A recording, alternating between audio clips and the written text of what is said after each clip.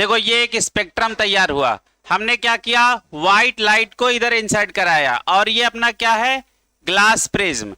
तो बताओ कितने कलरों में ये डिवाइड हो गई अपनी व्हाइट लाइट, 7 कलरों में। तो ये जो पैटर्न मिला इसका नाम हम लोग क्या रखेंगे, स्पेक्ट्रम। अब अलग अलग स्पेक्ट्रम होता है, एक होता है एमिशन स्पेक्ट्रम और एक होता है एब्जॉर्प्शन स्पेक्ट्रम, है ना। अच्छा, अब तो नहीं, अब तो तुम लोग जैसे फोटो खींचे किससे, कैमरे से, तब रील वाला चक्कर नहीं है। पहले रील होती थी, जैसे अभी भी जो फोटोग्राफर होते हैं और जो स्टूडियो में खींचते हैं, है ना, अब तो सब डिजिटल हो गया है, तो अब रील वाला चक्कर खत्म हो गया। नहीं तो पहले एक निगेटिव बनता था, पहले एक निगेटिव बनता था, फिर उसको लैब में कराने जाते थे उसका पॉजिटिव। हाँ, समझ में आ रहा। जैसे आपका रील में जो शक्ल आएगी आपकी, वो बिल्कुल ऐसे लाइन लाइन टाइप का होगा, कैसे आपका आकार बना है, और इसको लेके कहाँ जाते थे, लैब में, फिर वहां से इसका क्या लेके आते थे, पॉजिटिव। क्लियर है। सेम ऐसा ही है एमिशन और एब्जॉर्प्शन स्पेक्ट्रम, एक दूसरे का फोटो कॉपी। क्लियर है। तो जरा एक बात लिखें बेटा, यहां पे लिखो, स्पेक्ट्रम आपका दो तरीके का होगा। एक क्या लिखोगे, बताओ बेटा, एमिशन, और एक क्या लिखोगे, absorption.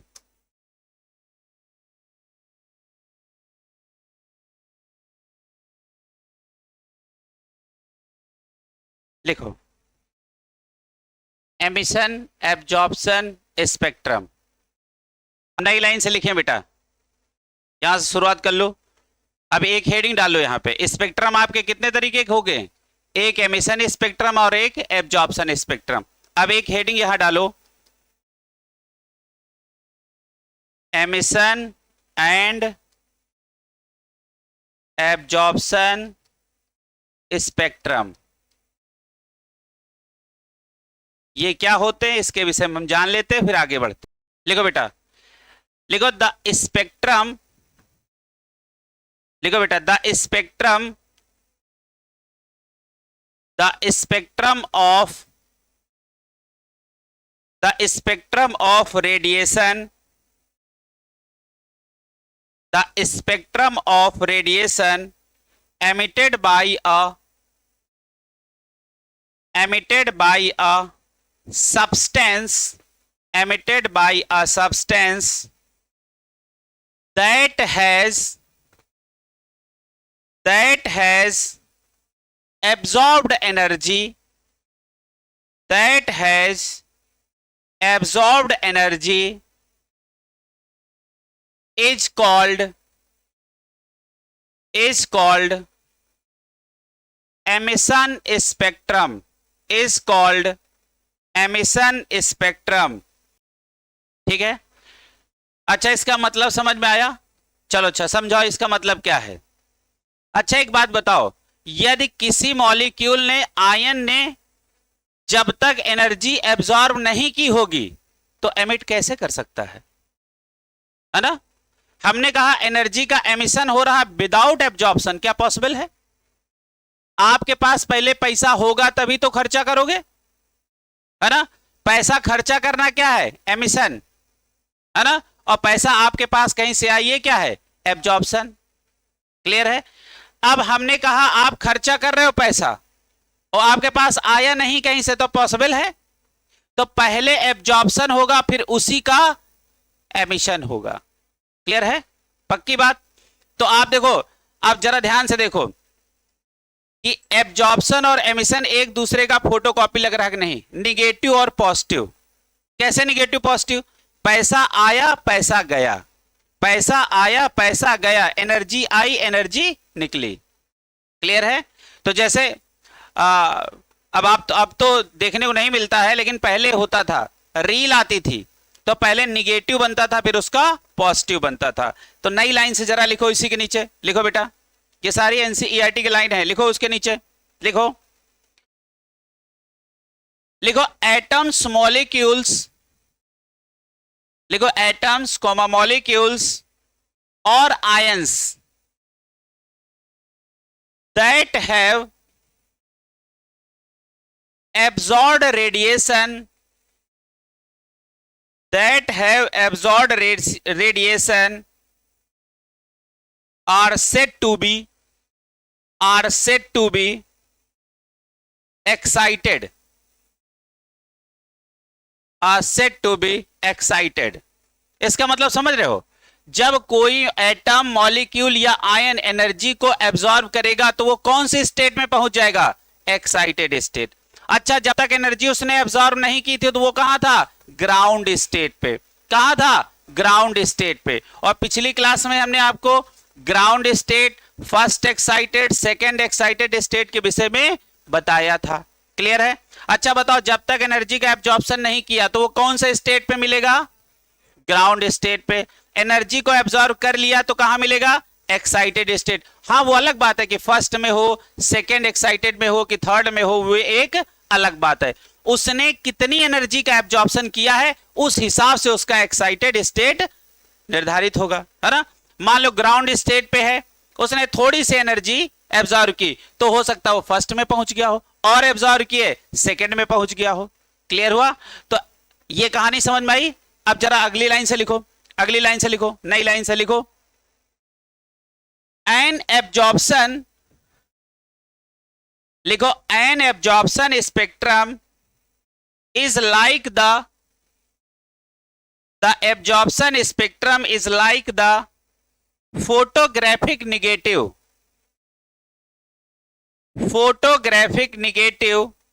of an emission spectrum। कोशिश ये करना कि 20 से डिवाइड कर लेना ना, थोड़ी सी कहानी है। अब एक नई हेडिंग डालो बेटा, नई हेडिंग डालो, लिखो, लिखो स्पेक्ट्रोस्कोपी। हेडिंग कौन सी पड़ेगी, बताओ बेटा, कौन सी हेडिंग डालेंगे।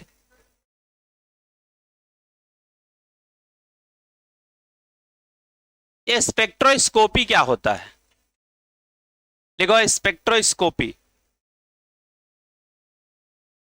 ये देखो बेटा, हम यहां पे हैं एनसीईआरटी में, यहां पे ये है आपका स्पेक्ट्रोस्कोपी। क्लियर है। लिखो स्पेक्ट्रोस्कोपी, उसके आगे लिखो, स्पेक्ट्रोस्कोपी के आगे लिखो the study of emission, the study of emission or absorption, emission or absorption। Spectra is referred, spectra is referred to as spectroscopy। The study of emission or absorption spectra is referred to be as spectroscopy. Clear है। नीचे एक नई line से लिखो star लगा के। अच्छा बताओ, किसकी स्टडी को हम स्पेक्ट्रोस्कोपी बोलेंगे, एमिशन और एब्जॉर्प्शन स्पेक्ट्रम के स्टडी का नाम क्या होता है, स्पेक्ट्रोस्कोपी। क्लियर है। अब नई लाइन से लिखो स्टार लगा के एक बात लिखो, लिखो द एलिमेंट, नॉर्मल पॉइंट है, लिखो the element helium, the element helium was discovered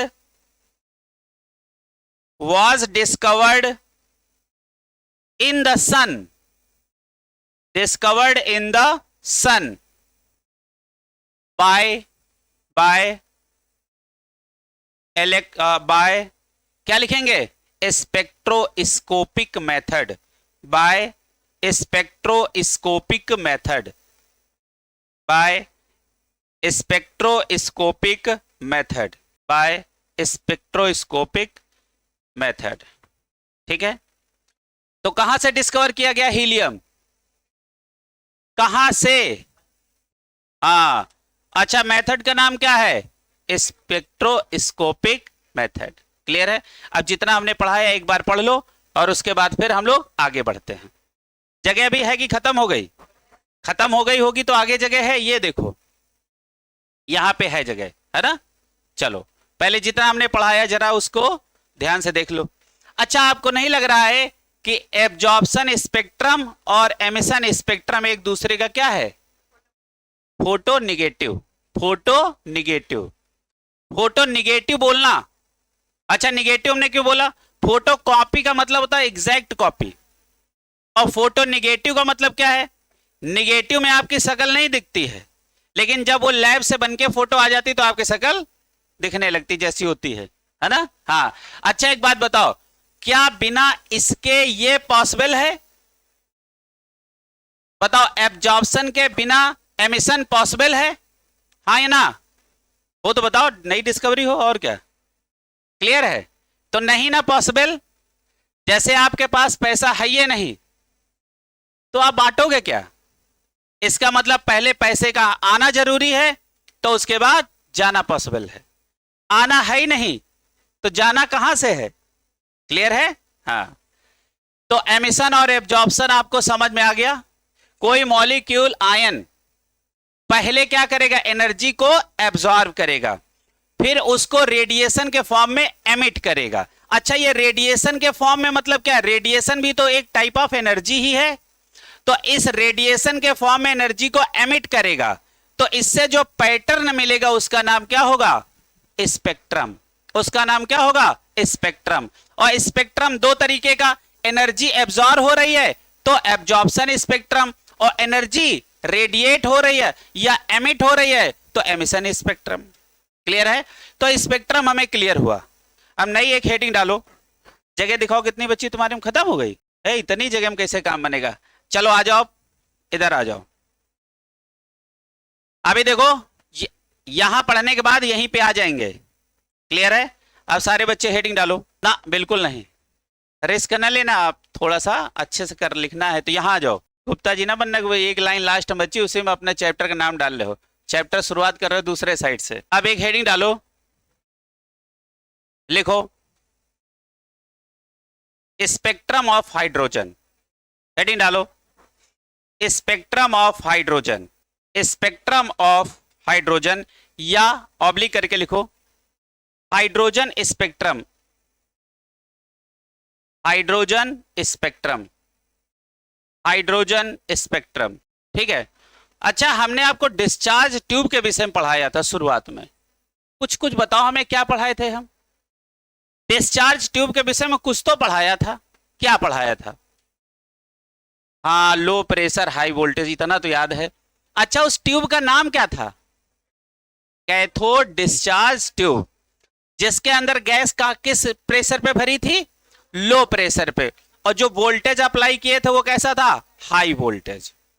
तो वही आप अपनी डिस्चार्ज ट्यूब ले आओ यहां पे, और इसके अंदर लो प्रेशर पे आप हाइड्रोजन गैस भर दो, और हाइड्रोजन गैस को अब क्या करो? वोल्टेज से जोड़ दो, यानी बैटरी से जोड़ दो। ऐसे देखो, ये अपनी क्या हो गई? ये मान लो गई डिस्चार्ज ट्यूब। इसके अंदर वैक्यूम क्रिएट कराए थे, ध्यान आ रहा कुछ? इसके अंदर हमने यहां वैक्यूम पंप लगाई थी हमने कहा था क्या करेंगे? इसके अंदर जितनी गैसें होंगी सबको हम क्या करेंगे? बाहर निकाल देंगे। तो इसके अंदर क्या क्रिएट हो जाएगा? वैक्यूम। फिर इसके अंदर हमने क्या किया? हाइड्रोजन गैस को भर दिया। कैसे बताओ? कहां पे? लो प्रेशर पे हमने इसको गैस को भर दिया। फिर इसको हमने क्या किया?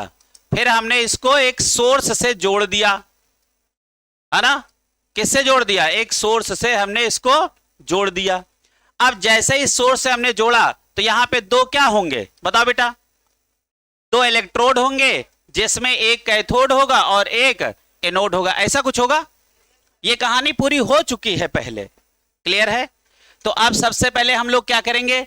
सारे बच्चे एक डिस्चार्ज ट्यूब बना लो, छोटी सी बना लो कहीं डिस्चार्ज ट्यूब। अब हम हाइड्रोजन स्पेक्ट्रम पढ़ने जा रहे हैं। अब इसके बाद हम लोग कहानी पढ़ते हैं, है ना? ये देखो, हमने ये जुगाड़ लिख दिए हैं, है ना? इनका अभी तुम्हें एप्लीकेशन समझ में आएगा। डायरेक्ट ये फार्मूला डायरेक्ट आंसर। इतना समय नहीं है कि आप बहुत बड़े बड़े वहां पे क्या करो, फार्मूले याद करो। सबसे पहले कॉन्सेप्ट सीखो, और हर कॉन्सेप्ट का एक जुगाड़ सीख लो। क्लियर है? और जिसको हम जुगाड़ बोला करें उसे तुम हल्के में ना लिया करो। जुगाड़ ना, जुगाड़ क्या होता है? कॉन्सेप्ट के निचोड़ को क्या बोलते हैं? जुगाड़।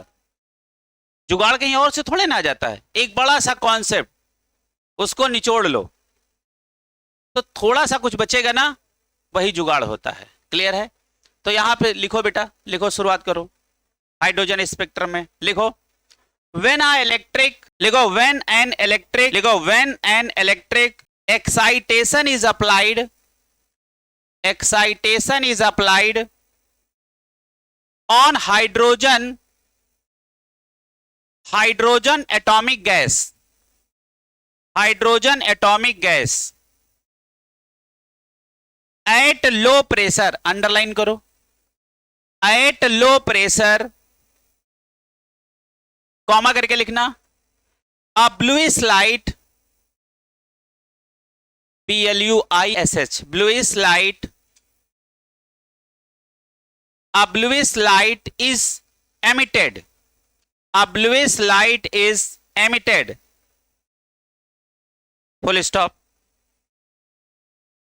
When a ray, when a ray, RAY, when a ray of this light, when a ray of this light is passed through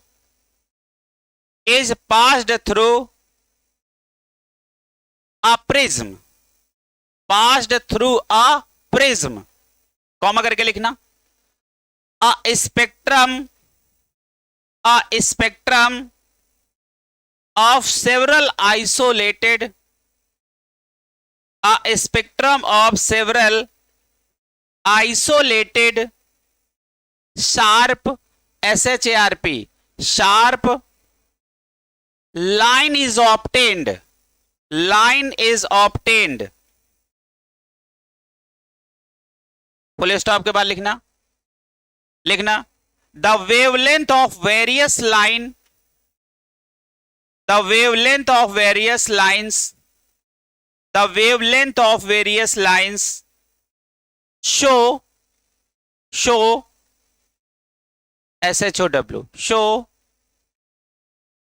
show that spectrum lines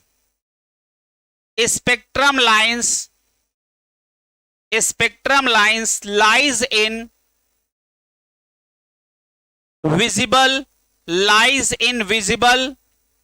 comma ultraviolet, visible, comma ultraviolet, comma infrared region, comma infrared region, full stop करके लिखो, लिखो these lines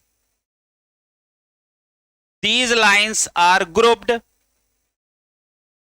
these lines are grouped into different series, into different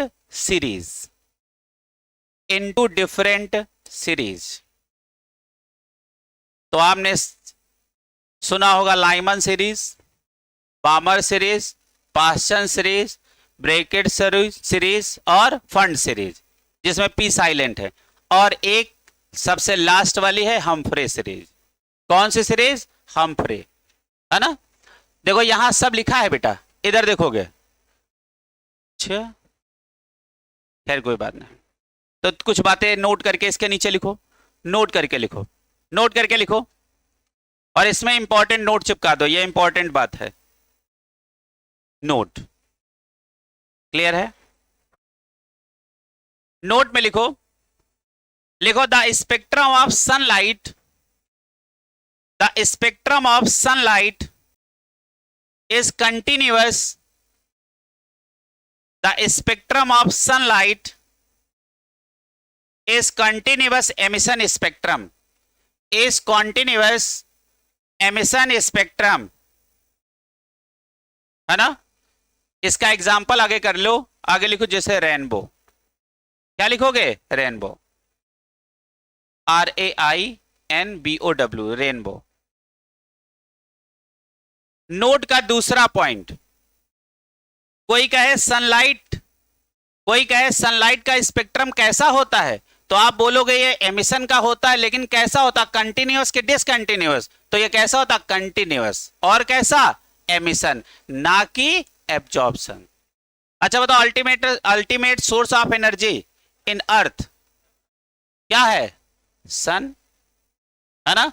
तो sun energy absorb कर रहा है कि emit कर रहा है? एमिट कर रहा। और कैसा, कंटिन्यूअस के डिसकंटिन्यूअस, कंटिन्यूअस। तब तो क्लियर हो गया। तो कंटिन्यूअस के नीचे अंडरलाइन करो और एमिशन के नीचे अंडरलाइन करो। ये 4 नंबर का तुम्हारा थ्योरी का सवाल हुआ है ना। नोट का दूसरा पॉइंट, बहुत ज्यादा इतिहास नहीं पढ़ना कि सब पैराग्राफ बना बना के याद कर रहे हो ना, मेन लाइन याद होनी चाहिए। समझ में आ रहा? मेन लाइन याद होनी चाहिए बस। दूसरा देखो, नोट का दूसरा पॉइंट लिखो, the spectrum of hydrogen atom, the spectrum of hydrogen atom is line emission, is line LINE, line emission, discontinuous spectrum, discontinuous spectrum. अच्छा बताओ, हाइड्रोजन एटम का स्पेक्ट्रम कैसा होता, कंटिन्यूअस की डिसकंटिन्यूअस? डिसकंटिन्यूअस। तभी तो सीरीज मिलती हैं, लाइमन सीरीज ये अलग हो गया, बामर सीरीज अलग हो गया। यदि ये कंटिन्यूअस होता तो ये अलग अलग सीरीजें ना मिलती। क्लियर है? तो तीसरा पॉइंट लिखो बेटा, तीसरा लिखो, एमिशन एंड एब्जॉर्प्शन, लिखो बेटा, emission and absorption spectrum are, emission and absorption spectrum are photo negative of each other, photo negative of each other। अब तो क्लियर हुई पूरी बातें, है ना? अब तो क्लियर हुआ कि नहीं हुआ? हाँ चलिएगा भैया, अब हेडिंग डाल लो हाइड्रोजन स्पेक्ट्रम। अब हम आपको स्पेक्ट्रम बना के दिखाएं। अच्छा नोट का एक और बात लिख लो। अच्छा लिख ही लिए हो, उसमें बार बार क्या लिखोगे? चलो ठीक। अब हेडिंग डालो हाइड्रोजन स्पेक्ट्रम, में आगे क्यों नहीं बढ़ रहा? तो हेडिंग क्या डालेंगे हम लोग बेटा? Hydrogen spectrum. तो हाइड्रोजन स्पेक्ट्रम हम लोग बनाते हैं। तो ऐसा एक सुंदर सा हाइड्रोजन स्पेक्ट्रम हम लोग, अच्छा ठीक चल रहा है, सुंदर सा स्पेक्ट्रम बनाना ना बेटा, हमसे टेढ़ा मेढ़ा हो जाए कोई बात नहीं।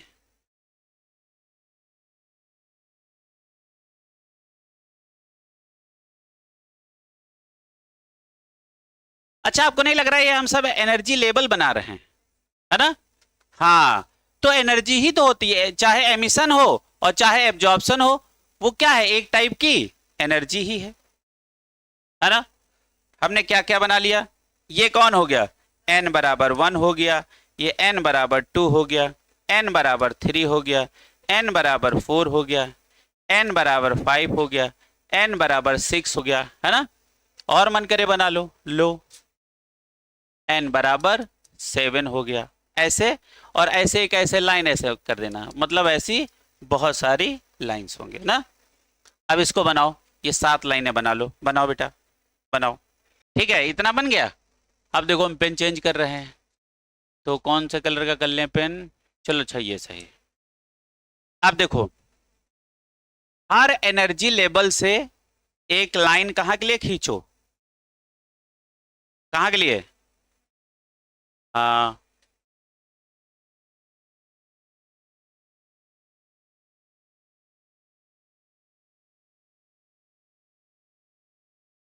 ठीक है। तो आपको नहीं लग रहा है ये सारी लाइनें एक ग्रुप में हैं? किसमें है? एक ग्रुप में। अच्छा बताओ, इस एनर्जी लेवल से हमने कहां आए हम लोग? ग्राउंड लेवल पे। इससे कहां आए? ग्राउंड लेवल पे। सबसे कहां आ रहे हैं? आ रहे हैं। अच्छा अच्छा, ये तो एक बात हो गई। अच्छा एक काम करो, फिर सब सारा क्या कहां से कहां को जंप कराओ? हर एनर्जी लेवल से अब कहां आ जाओ? सेकेंड n इक्वल टू 2 या फर्स्ट एक्साइटेड स्टेट। क्लियर है?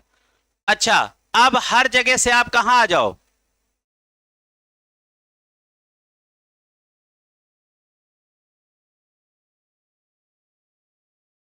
ठीक है,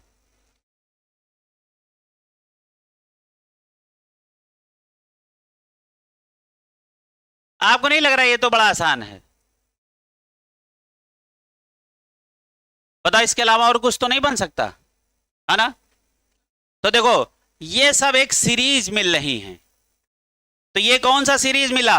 Lyman series, बामर, Paschen, bracket, fund और हम्फ्रे। है ना। पहले बना लो बेटा इसको। अच्छा बताओ ये कौन सी सीरीज है, बताओ बेटा।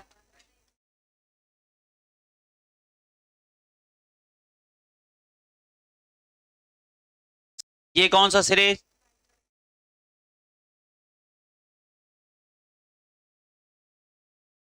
ये बताओ बेटा।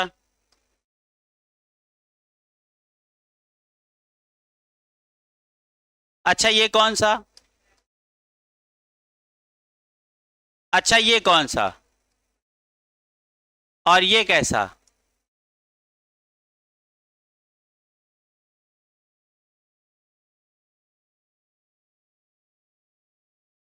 हमफ्रे सीरीज।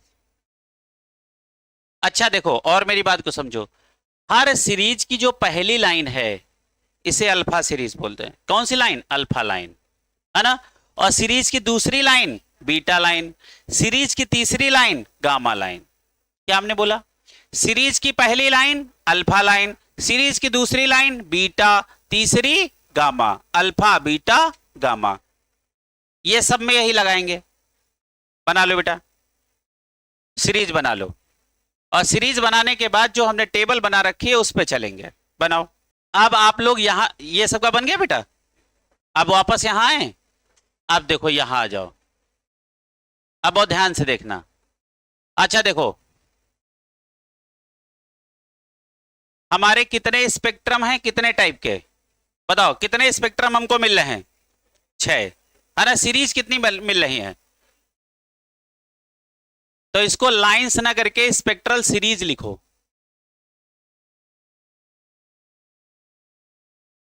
लिखो स्पेक्ट्रल सीरीज, स्पेक्ट्रल सीरीज।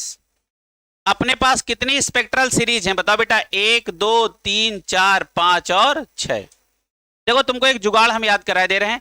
अब आपसे पूछा जाएगा कि बताओ जो आपका लाइमन सीरीज है वो किस रीजन में आपको मिलेगा, तो कौन से रीजन में, यूवी। कौन से रीजन में, अल्ट्रा वायलेट रीजन। अभी हमने आपको देखो लास्ट में जो लिखवाया स्पेक्ट्रम में, तो देखो एक पर्टिकुलर रीजन की बात की हमने। अभी जो हमने लिखा है वो लाइन पढ़ो जरा बेटा, कहां लिखा है यही ढूंढना मुश्किल है। हाँ कहां लिखा है यही ढूंढना मुश्किल है, पढ़ो जरा। जहां visible ultraviolet infrared region की बात पढ़ाई है उसी को जरा पढ़ो, तब समझ में आएगा। कोई कहे आपसे कि बताओ आपका लाइमन सीरीज, लाइमन सीरीज कहां मिलेगा, तो कहां मिलेगा, अल्ट्रा वायलेट रीजन में। कहां मिलेगा, अल्ट्रा वायलेट रीजन में। तो देखो इसका हम एक आपको जुगाड़ याद करा दे रहे हैं। अच्छा सबसे पहले आप सारे लोग सारी सीरीज याद करो। कितनी सीरीज हैं, 6 के नाम बताओ। लाइमन सीरीज, बाबा series, Brackett series, Paschen series, Brackett series, Pfund series और हमफ्रे। सबसे पहला कौन, सबसे लास्ट कौन, चलो फिर से सुनाओ सारी सीरीज। सब लोग मन ही मन याद कर डालो, बोलो बोलो जल्दी जल्दी बोलो। तो लिखो इसको MAN कर लो उसको बेटा, लाइमन। लाइमर लिखा है क्या, लाइमन, इसको सही करो बेटा। पहली स्पेक्ट्रल लाइंस का नाम, स्पेक्ट्रल सीरीज का नाम क्या, लाइमन सीरीज। दूसरा कौन सा, बाबर सीरीज। उसके बाद पास्टन, उसके बाद ब्रैकेट, उसके बाद फंड, उसके बाद, इसको फंड बोलना सिर्फ, पी साइलेंट है, फंड नहीं, सिर्फ। हाँ जैसे स्यूडोपोडिया में पी पढ़ते हो क्या, और साइकोलॉजी में भी पी नहीं पढ़ते हो, इसमें भी पी नहीं पढ़ना है, ठीक। अच्छा बताओ आपसे कोई पूछे कि लाइमन सीरीज कौन से रीजन में आपको मिलेगा, कौन सा, अल्ट्रावायलेट। अच्छा कोई कहे बामर कहां मिलेगा, विजिबल। पास्टन कहां मिलेगा, इंफ्रारेड। ब्रैकेट कहां मिलेगा, इंफ्रारेड। फंड कहां मिलेगा, इंफ्रारेड। हमफ्री कहां मिलेगा, हाँ क्लियर हुआ। तो एक जुगाड़ याद करो, बोलो यूवी बाकी आई, लास्ट वाला फार आई। बोलो यूवी बाकी आई, लास्ट वाला फार आई, फार आई, बस इतना बोलो, फार और आई। चलो फिर से बोलो, यूवी बाकी आई, लास्ट वाला फार आई। फिर से बोलो, 4 नंबर के ही सवाल है। बोलेगा बामर बताओ कौन से रीजन में मिलेगा, 4 नंबर के ही सवाल है। फिर से बोलो, बोलो यूवी बाकी आई, लास्ट वाला फार आई। अच्छा देखो हमने कैसे मिलाया, देखो यू वी और बाकी आई, लास्ट वाला फार आई, है ना। फिर से बोलो, बोलो यू वी बाकी आई, लास्ट वाला फार आई। ये आज याद नहीं करोगे, ज्यादा स्मार्ट बनोगे तो वहां जाके आए करोगे। कहां? उन 3 घंटों में। हम बिल्कुल वैसा प्रैक्टिकल पढ़ाते हैं क्योंकि हमने भी वो एग्जाम झेले हैं। तो हम जब पढ़ाते हैं तो हम महसूस करते हैं कि जैसे मैं वहां बैठा हूं, मैं उस हिसाब से पढ़ाने की कोशिश करता हूं। भैया हम कोई पीएचडी करके नहीं तुम्हें पढ़ा रहे हैं, क्लियर है। हमने भी एग्जाम यही झेला है, हम वहां का डर समझते हैं क्या होता है। तो वहां वाली बातें हम यहां, तभी इसको बार बार प्रेशर करके बेटा इसको याद करो, इसको याद करो, ये 4 नंबर का सवाल है ना। तो उसको आपको वहीं याद कर लेना है, क्लियर है। तो फिर से बोलो, बोलो यू वी बाकी आई, लास्ट वाला फार आई। ठीक है। अब आपसे कोई पूछे लाइमन सीरीज किस रीजन में मिलेगा? अच्छा बताओ, बामर, पाश्चन, आई आर का मतलब होता है इंफ्रारेड। जिनको ना तो आगे लिखो बेटा, लिखो आई आर का फुल फॉर्म लिख लो, इंफ्रारेड रीजन। कौन सा रीजन? इंफ्रारेड, है ना। और फार आई का मतलब क्या होता है? फार इंफ्रारेड, फार इंफ्रारेड। ठीक है। अच्छा विजिबल तो आप जानते हो ना, आपके काम का तो यही है विजिबल रीजन। अच्छा विजिबल रीजन का मतलब समझते हो ना, जहां आपको कितने कलर मिले? 7। कौन सा? V I B G Y O R. अच्छा बताओ इसका नाम विजिबल क्यों रखा गया? क्योंकि आप इतने को ही देख सकते हो। बताओ विजिबल का मतलब क्या होता है? बताओ बेटा। V I B G Y O R. क्या इसके अलावा आप कुछ देख सकते हो? और कोई कलर दिखते हैं क्या? कहने हमको सुआ पंखी भी दिखता है ना। हाँ, तो वो सब यही कलर कॉम्बिनेशन होते हैं, क्लियर है। तोता कलर, कोको कोला कलर नहीं, तो ये तो इन्हीं के कॉम्बिनेशन है। अब आपसे कोई कहे आपको क्या अल्ट्रा वायलेट दिखते हैं, रेस दिखते हैं क्या, इंफ्रारेड दिखते हैं क्या, तो चमगादड़ हो जाओगे। समझ में आ रहा? हाँ, तो ये कहानी समझ में आ रही। तो विजिबल रीजन का मतलब समझ रहे हो ना, जितना आपको दिखे वो वाला रीजन। जैसे आपको बताओ उसमें कौन कौन से कलर आपको विजिबल होते हैं? इतने ही कलर तो विजिबल होते हैं, या इनके कॉम्बिनेशन के कलर विजिबल होते हैं? हाँ है ना। इसके अलावा आप कुछ देख पाते हो? बिल्कुल नहीं।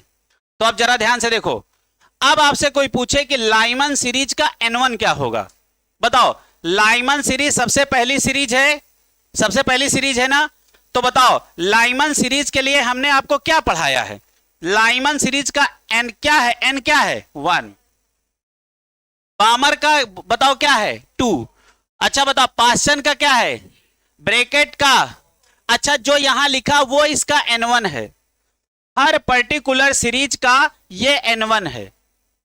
कोई पूछे लाइमन सीरीज का N1 क्या है? 1। अच्छा कोई कहे N2, तो आप कहोगे कुछ भी हो सकता है एक को छोड़ के, क्लियर है। अब जरा ध्यान से देखो, यहां पे आ जाओ, यहां पे आओ, देखो N1 लाइमन सीरीज का N1 क्या है? 1। बामर का 2, है ना। ब्रैकेट का, पाश्चन का, ब्रैकेट का, फंड का, हम्फ्री का। अब जरा ध्यान से सबका N1 तुम याद कर लो। क्या हमने बोला? सबका N1 याद कर लो, और उसका N2 उससे एक ज्यादा होगा, और उससे एक ज्यादा से कुछ भी हो सकता है। अब देखो ये एक से ज्यादा कुछ भी हो सकता है क्या? अब जरा ध्यान से देखो, यदि लाइमन सीरीज का N1 1 है तो N2 क्या होगा? 2 3 4 5 6 कुछ भी।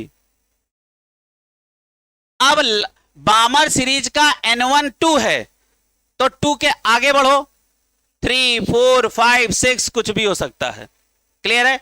अच्छा लाइमन बामर पाश्चन का N1 क्या है? 3। तो N2 क्या होगा? 4 5 6 7 8 जो मन करे वो नंबर होगा, क्लियर है। अच्छा उसी तरीके से बताओ ये कौन सा है? कौन सा? ब्रैकेट का N1 क्या है? 4। N2 क्या होगा? 4 से अब आगे बढ़ जाओ, 5 6 7 8 कुछ भी हो सकता है। अच्छा फंड बताओ क्या होगा?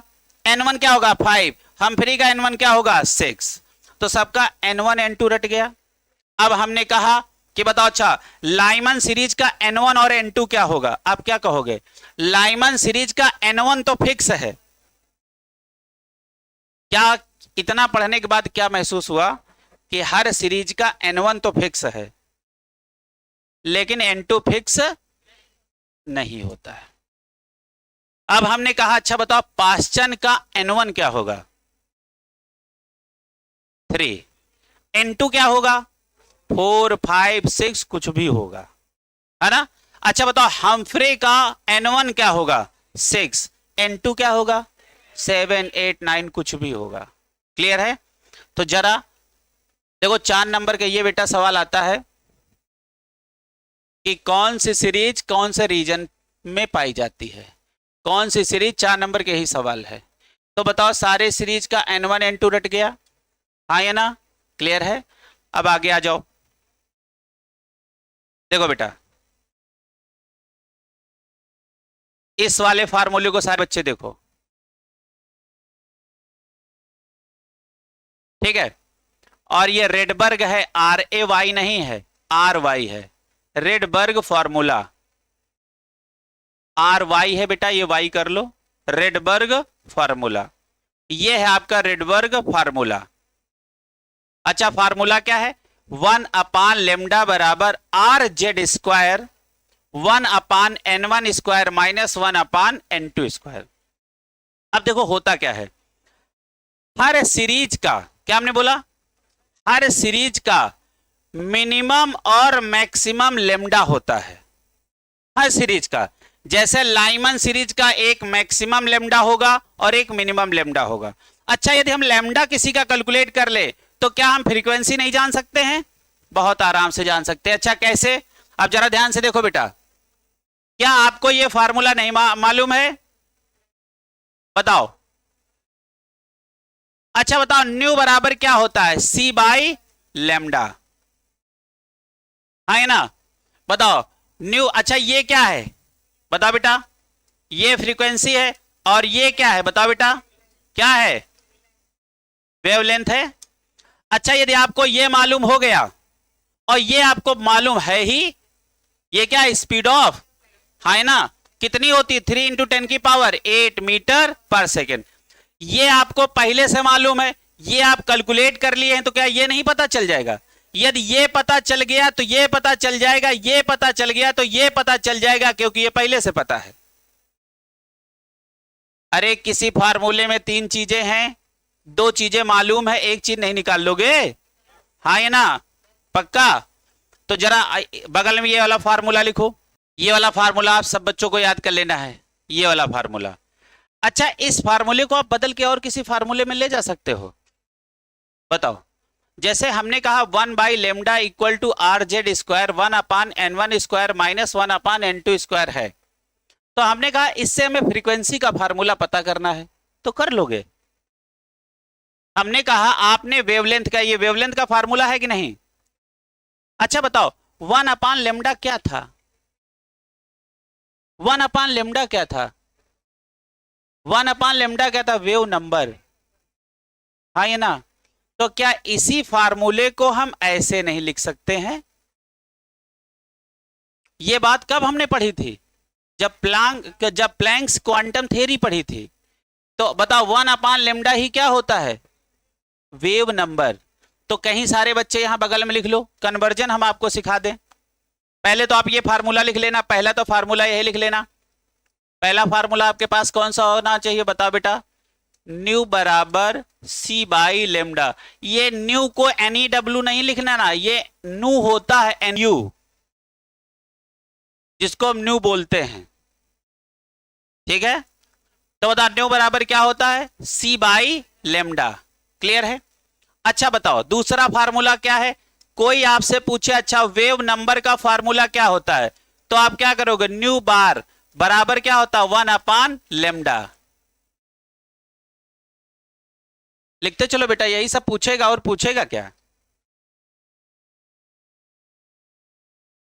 कोई आपसे कहे कि 1 अपान लेमडा को हमें फ्रीक्वेंसी में कन्वर्ट करके दिखाओ, तो आप क्या करोगे? अच्छा बताओ बेटा, आपके पास फ्रीक्वेंसी का फार्मूला क्या है बताओ बेटा, सी बाई लेमडा है ना, सी बाई लेमडा। अच्छा ये सी यहां ले आओ तो ये क्या हो जाएगा, न्यू बाई सी बराबर 1 बाई लेमडा। तो क्या 1 बाई लेमडा को रिप्लेस नहीं कर सकते हो यहां से, है ना। अच्छा तो आपको नहीं लग रहा 1 बाई लेमडा इक्वल टू क्या होता है, आर जेड स्क्वायर और 1 upon n1 square minus 1 upon n2 square, क्यों बेटा। अच्छा अब इसकी जगह क्या आप ये वैल्यू रख सकते हो, हाँ या ना, समझ आ रहा। तो आप क्या लिखेंगे, न्यू बाई सी बराबर क्या हो जाएगा, are Z square 1 upon n1 square minus 1 upon n2 square, क्यों बेटा, है ना। अच्छा अब हमें फ्रीक्वेंसी का फार्मूला जानना है तो ये सी ले आओ यहां। तो बताओ फ्रीक्वेंसी का फार्मूला क्या हो गया, बताओ बेटा, सी या ऐसे लिखो R C Z square 1 upon n1 square, क्यों बेटा, माइनस 1 अपान n2 स्क्वायर। तो हमने आपको लैम्डा का फार्मूला रटा रखा है, आप फ्रीक्वेंसी का इसी से डेराइव कर लो, है ना, बना लो कहीं पे फार्मूला। मान लो हमने लैम्डा तुम्हें रटा दिया और वहां फ्रीक्वेंसी पूछ लिया, तुमने कहा कि यही फार्मूला नहीं पढ़ा है बाकी तो सब पढ़ा है ना, तो इसको बना लो बेटा कहीं। और आपसे लैम्डा पूछे तो यही फार्मूला, वेव नंबर पूछे तो यही फार्मूला। अभी आपके पास बढ़िया जगह है ना, क्योंकि अब इंपॉर्टेंट बात शुरू होती है। अब क्या तो अभी तक क्या चल रहा था, फर्जी टाइम खराब कर रहे थे, ऐसा लग रहा है क्या है। एक नई हेडिंग डालो बेटा, कैलकुलेशन ऑफ। अच्छा जगह भी आपके पास है बेटा, तो कहाँ लिख रहे हो तुम लोग इस समय, इतना बड़ा तुम काहे बना डाले। अरे कम से कम तुम्हें डिवाइड कर लेना था 2 भागों में। हमने कहा था देखो जहां पेज तुम्हें खाली मिले सबसे पहले उसको 2 भागों में बांट लो। अच्छा ये कहानी हमने आपको पहले समझाई थी, है ना, बहुत बड़े बड़े नोट्स नहीं बनाने हैं, क्लियर है। हाँ इसको डिवाइड कर लो, क्लियर है। अच्छा बताओ अब जरा ध्यान से समझो, आर वाई है रेडबर्ग कांस्टेंट। अच्छा बताओ यहां आर क्या है बेटा, ये इस फार्मूले में आर क्या है, रेडबर्ग कांस्टेंट। अच्छा जेड क्या है, एटॉमिक नंबर, जरा इसको मेंशन कर लो। इस फार्मूले में आर क्या है, आर वाई है, R Y D, R Y D B E R G. अरे लाओ काट के दोबारा लिखते हैं। जेड यहां क्या है बेटा, एटॉमिक नंबर। अच्छा ये सब कहानी हम किसके लिए पढ़ रहे हैं, वेरी गुड, हाइड्रोजन के लिए। तो हर जगह जेड का वैल्यू अपने में फार्मूलों में क्या होगा, हर जगह क्या होगा 1। तो जेड रखो तो सही, ना रखो तो सही, क्लियर है। अच्छा अब हम चाहेंगे आर की वैल्यू आप रट लो, हाँ यहां सही लिखा है, आर की वैल्यू आप रट लो।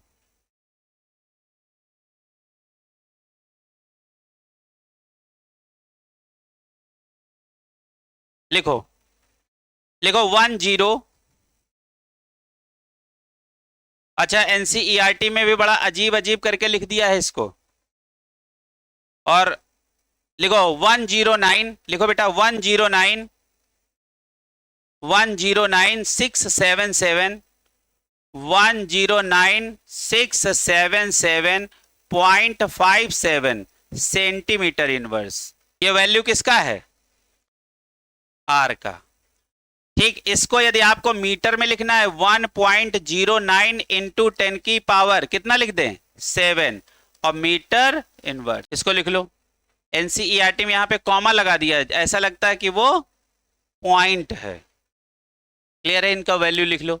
अब नई एक हेडिंग डालो, लिखो कैलकुलेशन ऑफ, लिखो बेटा कैलकुलेशन ऑफ। यहां तक सबका क्लियर हो गया बेटा, हाँ। देखो ये वैल्यू शायद कभी आपसे पूछ ले, हमने रटा दिया है बस, क्लियर है। एनसीईआरटी दे रहा है, हमने बता दिया, क्लियर है। लिखो बेटा calculation of minimum and maximum wavelength of particular series, particular समझ रहे हो ना, पर्टिकुलर सीरीज। जैसे आपसे कोई पूछे कि बताओ लाइमेन का लेमडा मिनिमम क्या है और लेमडा मैक्सिमम क्या है, कोई पूछे बामर का लेमडा मैक्सिमम क्या है और लेमडा मिनिमम क्या है, तो हेडिंग का मीनिंग समझ में आया, क्लियर है। तो आप नीचे लिखो, नीचे लिखो, नीचे लिखो, और ये बड़ा इंपॉर्टेंट बात है बेटा, लिखो for lambda minimum n1 equal to 1, या ऐसे लिखो 1 तो एक के लिए हो जाएगा, n1 इक्वल टू n और n2 इक्वल टू इनफाइनाइट। लिखो लिखो लिखो, यदि आपको लेमडा मिनिमम कैलकुलेट करना है तो n1 n रखना और n2 इनफाइनाइट रखना, क्लियर है। अब जरा अभी इनका मतलब समझा रहे हैं क्या है। फॉर लेमडा मैक्स, ये लेमडा मिनिमम है, n1 आप n रखना और n2 आप n+1 रखना। लिखो लिखो, अभी समझ में आएगा, ठीक है। अब ये मतलब समझो क्या है। अब जैसे आपसे कहे, क्वेश्चन आपके सामने आया, क्या आया, calculate lambda minimum for Lyman series, तो लिखो एक सवाल लगाओ तो हम उसके सवाल समझाएं तुमको। लिखो लिखो कैलकुलेट, ये पता लगे यहां की बात वहां लिखो, वहां लिखो, एक सीरीज में होनी चाहिए सब एक। लिखो calculate lambda minimum and lambda maximum for Lyman series, for Lyman series, for Lyman series. बताओ, अच्छा एक बात बताओ, अब बहुत ध्यान से समझना, हमने कौन सी सीरीज की बात की, लाइमन सीरीज, है ना। अच्छा, लाइमन सीरीज का n1 तो आपको मालूम है क्या होता है, 1। अच्छा, n2 क्या होगा, इनफाइनाइट, है ना। अच्छा देखो, n2 दो बातें हो सकती हैं, n1 क्या होगा, n1 तो 1 होगा, n2 कुछ भी हो सकता है। आप जरा ध्यान से देखना, लाइमन सीरीज का n1 क्या होगा, 1।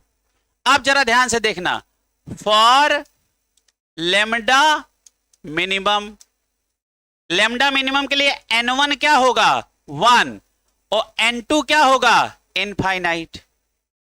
समझ आ रही बात। अच्छा, आप बताओ for lambda max, lambda max क्या होता है, n1 तो होगा 1 लेकिन n2 क्या होगा, बताओ, 1+1 दैट इज 2। देखो अभी नहीं समझ में आया, देखो अब देखो, अपने हल्के दिमाग का परिचय देखो कैसे है। यदि n1 n है, n2 इनफाइनाइट है, अब यहां n1 n है ना, तो n ही तो 1 है, तो यहां n+1 तो 1+1 नहीं हो जाएगा। अच्छा चलो, खैर कोई बात नहीं समझ में आई, खैर कोई बात समझ में नहीं आई, कोई बात नहीं। अच्छा, अब ये तो कभी हमने आपको रटाया था, देखो। अच्छा, ये बात आप समझते हो ना कि n1 n होता है और n2 इनफाइनाइट होता है लेमडा मिनिमम के लिए, हाँ या ना। अच्छा बताओ, लेमडा मैक्स के लिए n1 क्या होता है, n, और n2 क्या होता है, n+1। इतना तो आपको हमने रटा रखा है। अब जरा इससे आगे बढ़ो, बताओ लाइमन सीरीज का n1 क्या होता है, 1।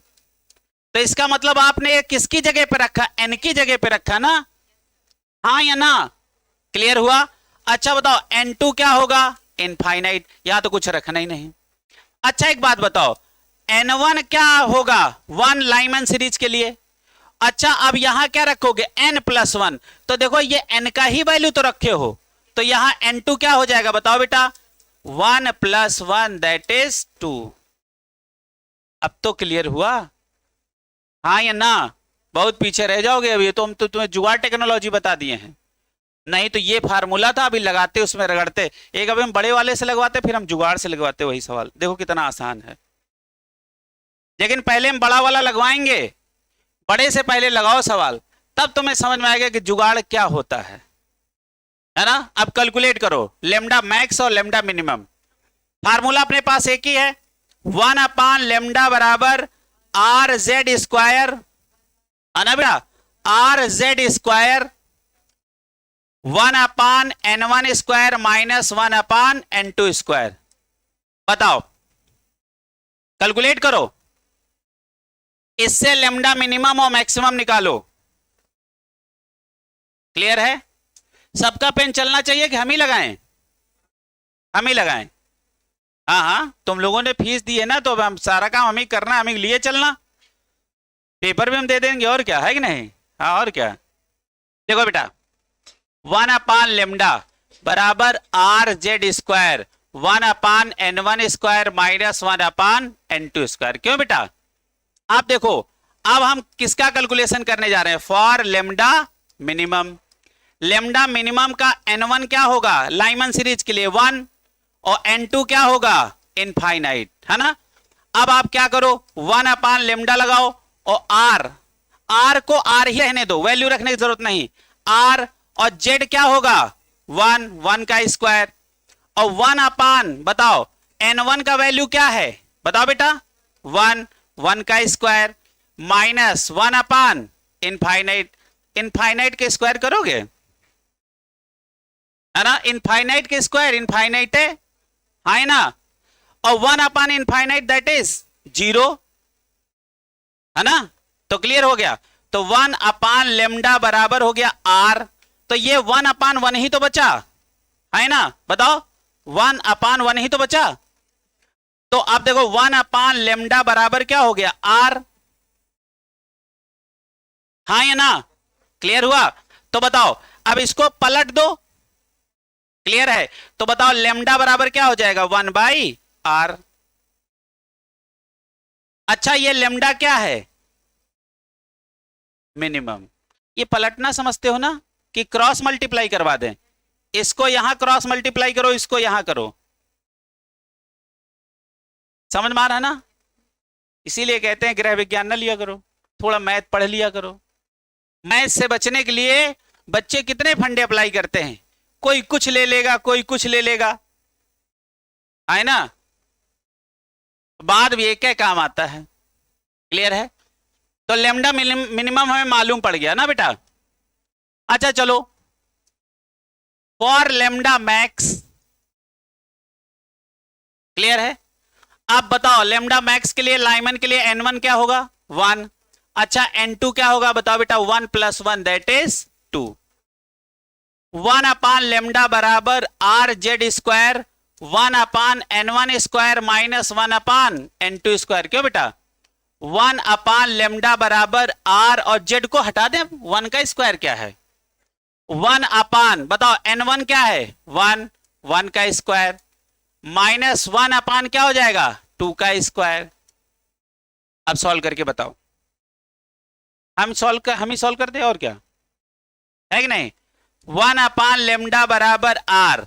अच्छा बताओ, 1/1 1 माइनस 1/4। क्लियर है ना। तो 1/λ इक्वल टू r, और यहां एलसीएम क्या हो जाएगा? 4। तो यहां क्या हो जाएगा? 4 - 1, तो 1/λ। अब ये ना पूछना ये कैसे आया, हाँ समझ रहे हो ना, कि ये भी पूछने लगो ये कैसे आया, तुम भगा ही देंगे। समझ रहे हो? हाँ, तो ये क्या हो जाएगा? 3/4। तो आप जरा ध्यान से देखो, 1/λ बराबर ये क्या हो जाएगा? 3r/4। अब देखो, या तो क्रॉस मल्टीप्लाई कर दो, या तो फार्मूले को उलट लो। टोटल इधर उल्टो तो फिर इधर भी उल्टो, है ना। तो यदि ये क्या हो जाएगा, इसको उल्टोगे तो लेमडा ऊपर चला जाएगा, इसको उल्टोगे तो क्या हो जाएगा? 4/3। उलटना समझते हो ना? हाँ, उलटना या पलटना, या क्रॉस मल्टीप्लाई कर लो। अच्छा, जिसको अच्छा ये इसमें समस्या हो तो हमसे पूछ लेना, शर्माना नहीं, हमने ऐसे बोल दिया, हम वो भी बता देंगे, है ना। हमने ऐसे बोल दिया था। तो अच्छा बताओ लेमडा मिनिमम कितना आया, बताओ कितना आया, और लेमडा मैक्स कितना आया, 4/3 यार। अब जरा ध्यान से देखो, अब तुमको एक हम जुगाड़, इतना बड़ा ये तुम्हें सवाल लगाने का मन ना हो तो अब जुगाड़ देखो। अच्छा ये नहीं है, वहीं चलो, कहां पे, जहां पे हम लोग पढ़ रहे थे, यहीं आ जाओ सब लोग। अब जरा यहां ध्यान से देखो, इन दो फार्मूलों पे निगाह डालो अपने, यही है, यही क्या है, जुगाड़। लिखो, यही दो फार्मूले क्या है हमारा, जुगाड़। ठीक है, इसको गोला बना के लिख लो, यही क्या है हमारे जुगाड़। अच्छा यहां n क्या है, लिखो n क्या है, लिखो n क्या है। इन दोनों फार्मूलों में जो n है ना, है ना, इन दोनों फार्मूलों में जो n है वो n1 है। इन दोनों फार्मूले में जो n है ना, ये क्या है, n1, ये क्या है, n1। हाँ ये ना। अच्छा दोनों फार्मूले रटो, अभी देखो तुरंत तुम्हारा खाली देखते ही सवाल आ जाएगा, लगाना है ही नहीं। अब सुनो, अच्छा देखो लेमडा मिनिमम का फार्मूला क्या है, n²/r। लेमडा मिनिमम का फार्मूला क्या है, n²/r। या आपको बड़ा वाला फार्मूला नहीं लगाना, 1/n1², 1/n2², rz², ये फार्मूला नहीं लगाना है तो आप हमारे जुगाड़ में आ जाओ, वही आंसर आएगा। अच्छा देखो फार्मूला क्या है, लेमडा मिनिमम का फार्मूला क्या है बताओ, n²/r, रट गया। लेमडा मैक्स क्या है, देखो n²/r, बोलो n²/r। अच्छा दोनों फार्मूलों में कॉमन क्या है, n²/r। अच्छा एक्स्ट्रा क्या है, n+1 होल स्क्वायर, और क्या है 2n+1, इतना रटो। लेमडा मिनिमम का फार्मूला क्या है, n²/r, n+1 whole square, 2n+1। याद हुआ, चलो अच्छा याद करके सुनाओ,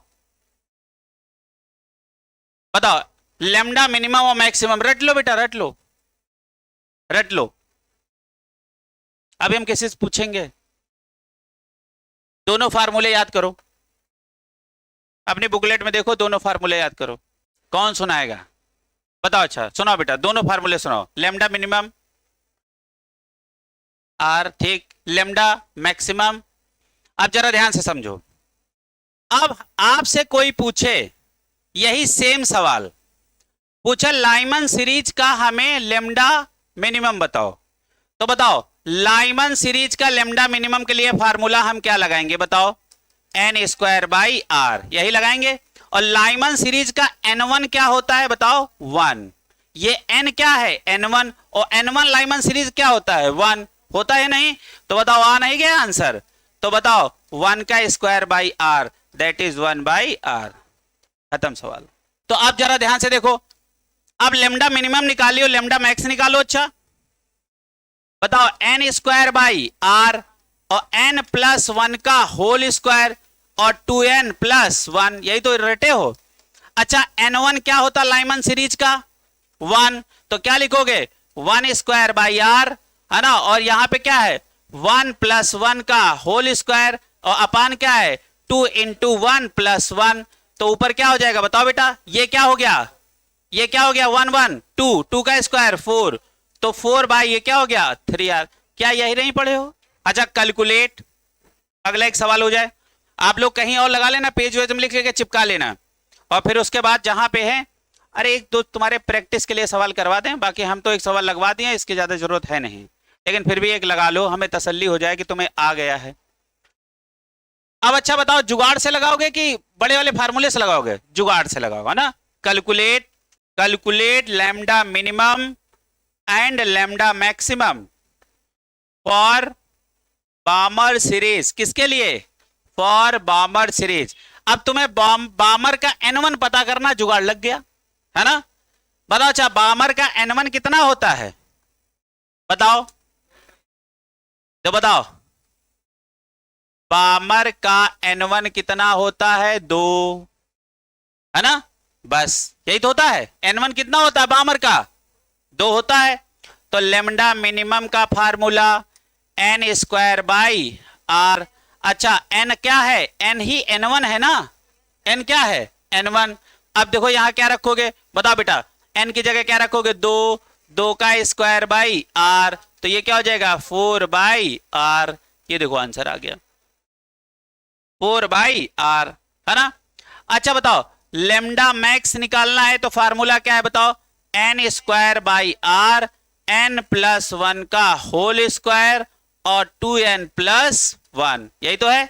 अच्छा देखो अब n क्या है, n है n1, तो बामर का n1 कितना होता है 2, तो 2 का स्क्वायर 4 लिख दे डायरेक्ट, 4 बाई आर और इनटू ये क्या हो जाएगा बताओ बेटा 2 प्लस 1 इसका होल स्क्वायर अपान 2 और इनटू 2 प्लस 1, ये हो गया 4, है ना, और 4 1 5, ठीक।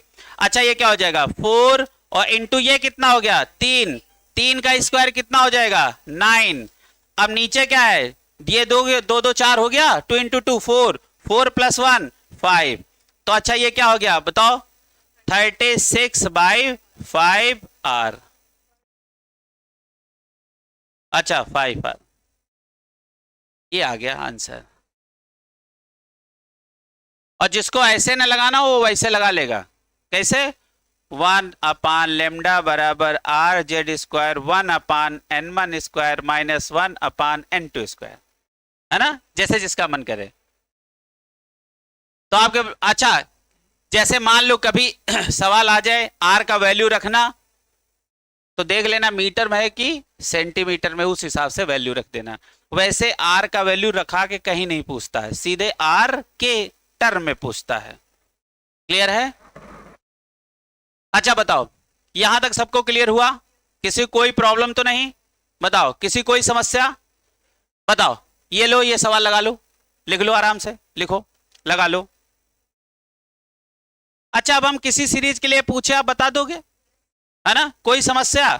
आप देखो हमको मेन फार्मूला, अच्छा कोई पूछा अच्छा बताओ रेडबर्ग फार्मूला हमें बताओ, तो फार्मूला हमारा क्या है 1 अपान लेमडा बराबर are Z square 1 upon n1 square minus 1 upon n2 square. ये कौन सा फार्मूला है, रेडबर्ग फार्मूला, है ना। अच्छा आर यहां क्या है, रेडबर्ग कांस्टेंट, है ना, जिसका बताओ कितना वैल्यू होता है 1.09 इंटू 10 की power 7 metre inverse. Metre inverse मतलब 1 अपान मीटर। ये क्लियर हुआ, इतना सबको समझ में आ गया।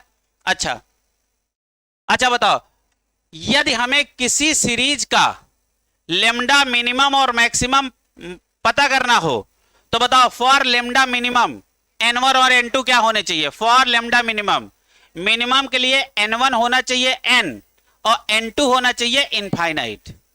लेमडा ये भी याद करना, ये कंडीशन है मैक्सिमम और मिनिमम की। अच्छा फॉर लेमडा मैक्स n1 क्या होना चाहिए n और n2 क्या होना चाहिए n प्लस 1। क्लियर है, समझ में आ गया। चलो अच्छा अब आगे आ जाओ। अब calculation of spectral lines, calculation of spectral lines, ये एक सवाल बनता है बड़ा खूबसूरत, कैलकुलेशन ऑफ स्पेक्ट्रल लाइंस। ठीक है भैया, देखो पहला क्या लिखा है जरा ध्यान से देखो, पहला क्या लिखा है, हमारे ये 3 टाइप के सवाल आते हैं स्पेक्ट्रल लाइन को कैलकुलेट कराने के। कितने टाइप के सवाल, 3 टाइप के। अच्छा पहला सवाल क्या है, पहला किस टाइप का आपके सामने क्वेश्चन आएगा, if electron undergoes transition from nth orbit to ground state. इसका मतलब समझ रहे हो ना, इलेक्ट्रॉन कहीं से कूद के कहां आ रहा है, ग्राउंड पे, तो बताओ कितनी स्पेक्ट्रल लाइंस होंगी, टोटल कितनी स्पेक्ट्रल लाइन आपको प्राप्त होंगी। अच्छा बताओ पहला कंडीशन कहां से कहां इलेक्ट्रॉन कूदा रहे हो, बताओ कहां से, कहीं से, n इक्वल टू 2 से 3 से 4 से 5 से, लेकिन कूदा कहां रहे हो, ग्राउंड पे। ठीक है, तो टोटल स्पेक्ट्रल लाइन क्या होंगे बताओ, कोई फार्मूला किसी को मालूम हो तो बताओ। आप इलेक्ट्रॉन का जंप कहां से कहां करा रहे हो, हाँ कहीं से, मतलब कहीं से ग्राउंड पे। अब ग्राउंड से ग्राउंड पे तो कूदाओगे नहीं, कहीं से का मतलब क्या है, n इक्वल टू 2 से हो सकता है ग्राउंड पे कूदा रहे हो, 3 से ग्राउंड पे कूदा रहे हो या 6 से ग्राउंड पे कूदा रहे हो, तो क्या होगा टोटल स्पेक्ट्रल लाइंस का फार्मूला। तो आगे लिखो, लिखो बेटा,